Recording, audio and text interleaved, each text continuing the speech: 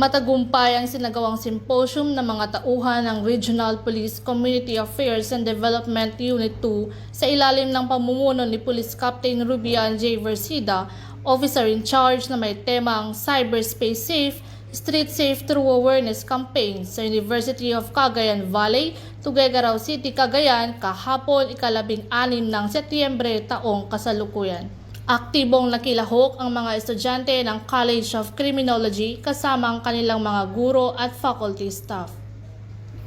Nagbahagi ng makabuluhang talakayan si Police Lieutenant Pablo Birong Jr.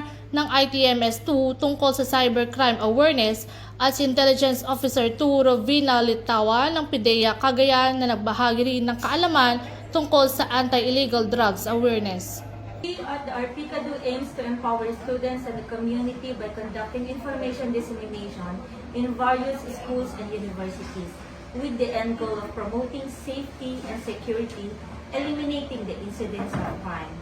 To fulfill our goal, we have initially conducted a symposium at University of Cagayan Valley with the theme Cyberspace Safe, Street Safe Through Awareness Campaign. We also coordinated and collaborated with other units to ensure that the lecturers are the subject matter experts so that the topic that they will discuss will be delivered clearly and they can address the queries of the target audience proficiently. I would like to thank the lecturers who contributed in the success of the activity.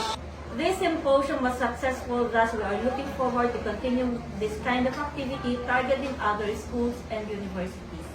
Sa pamamagitan ng programang ito, muling pinagtibay ng PNP na ang kaligtasan at kinabukasan ng mga estudyante na nakasalalay sa pagkakaisa ng komunidad, isang hakbang tungo sa mas ligtas at mas liwanag na bukas para sa bagong Pilipinas. Mula dito sa lambak ng Cagayan, ako ang